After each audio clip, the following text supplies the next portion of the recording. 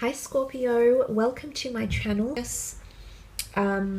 Let's jump straight into it and have a look and see what's potentially coming in, what you need to know, what you need to hear, what is urgent, what is pressing, what is significant for the sign of Scorpio.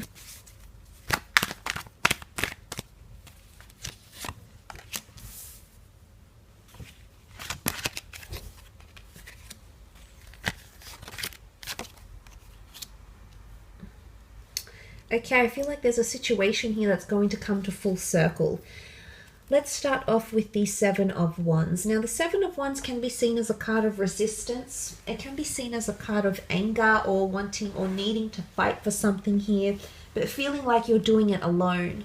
Now, perhaps there's a fire sign around you because the wands represent fire. So an Aries, which has come up in the form of the Fool card, Sagittarius or a Leo, perhaps even a water sign here as well, who feels like they need to fight for you. Or there might be a fire sign friend, a lover, an associate who feels like there's a lot of pressure that's being placed on them by you. Maybe you're subconsciously doing this, maybe you're not aware.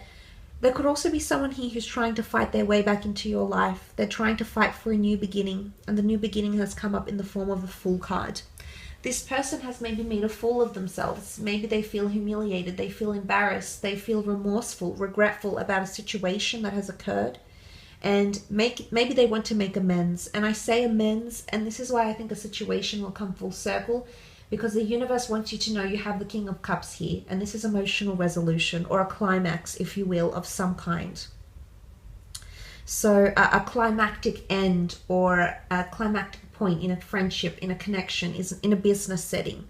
Either way, things are mediated because the King of Cups sits very comfortably on a throne of on his throne above water, and essentially I feel like that's resolution of some kind, or emotional resolution. So if there's any obstacles around you, it's because there's pressure or it's resistance. Right now you're not in alignment with what the other person is wanting or what the other person sees. Your frequencies don't match up, and it could even be a feeling of feeling overwhelmed, whether it's you feeling overwhelmed or this person. Either way, there's an energy of feeling overwhelmed about a situation. The Fool card is here, so maybe the universe wants you to surrender to something, to just let go and let God. Maybe there's something you've been fighting for too hard, Scorpio. There's been something, maybe you've been placing too much pressure on yourself. And all these opinions or thoughts or people around you that have come up in the form of other wands, it's coming to a point where you just need to let it go. Maybe you're fighting for something, and you're not getting a response. It's not shape-shifting anything.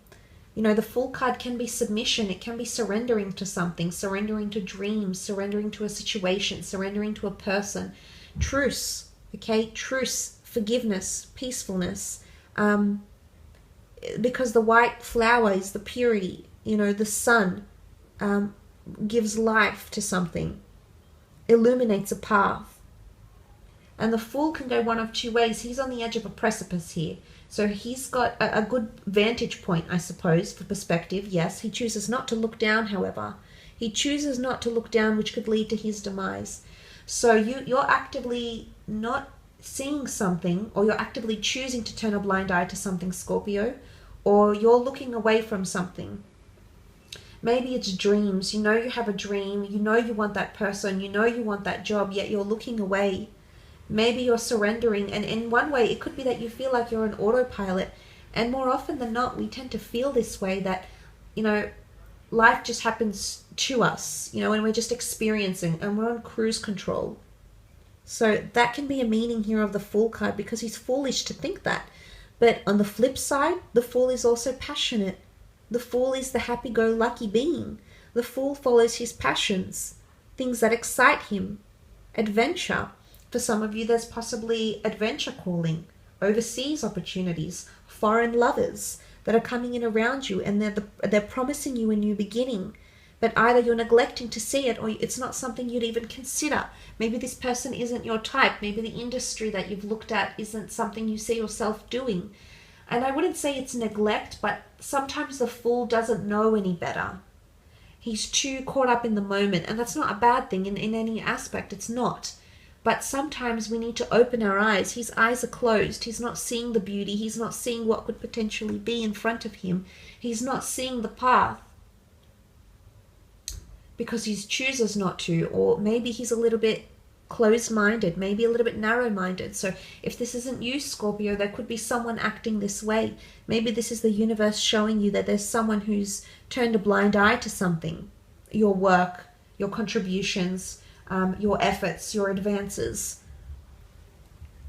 But I do see that a climax taking place because you have the King of Cups. Now, this could very much be you, and I think you're in a comfortable position here. If you've come up as the King of Cups, I feel like the universe wants you to know that order will be restored out of disorder, out of dysfunction, out of things that have been occurring. And it's anything to do with emotions. It's also symbolic of love. A lot of you might be finding love or falling in love, a fool in love, so to speak. Or there's someone around you feeling this way, like they're a fool for you. But this is emotional resolution. He's got the royal regalia in his hands. He's on his throne. Call him Neptune, call him Poseidon, call him the god of the sea. He rules emotion, and he represents a lot of it. But despite what could look like, the water looks a little bit choppy, he's very calm and he's very, very poised. So maybe there's a message here that you need to handle something in a more poised or calm manner, Scorpio, or you need to approach a certain situation in this way. But it can also be a symbol of compassion and love and empathy. There might be a situation happening with someone where they want your empathy, whether they ask for your advice or not, they confide in you or not, or whether they're actively seeking your solace or not. The message here is that someone wants to feel your love or feel your compassion. Maybe you're not showing enough of that. Maybe you've been defensive, you've put up those walls, you've shunned them, you've put them in some sort of category, you've mistreated them, you've given them the silent treatment. You know, that Seven of Wands energy. Maybe they've given this to you in return. But I do see a resolution taking place. There's some sort of climax here because the king is rules over emotion. So it's not the Page of Cups. It's not, you know, fickleness or fantasy or dreaming. It's the King of Cups, and he's the king.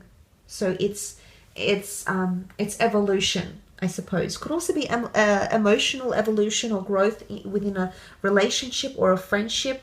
But like I said, it could definitely be finding love or falling in love, or potentially someone telling you they're falling very, very deeply for you. And maybe this is what the universe wants you to know, Scorpio. And it could very well be a fellow water sign, a fellow Scorpio, a Pisces or a Cancer feeling this way about you. It can be any sign really in regards to your situation here. Even if things have been a bit rocky or emotional at work, things will calm down, okay? Things will settle. The dust will blow over. And it could occur in the time of Aries even next year, around that March period. March, April, okay? Look, I will leave it at that though. Thanks so much for tuning in. Please don't forget to leave behind a like or a subscribe.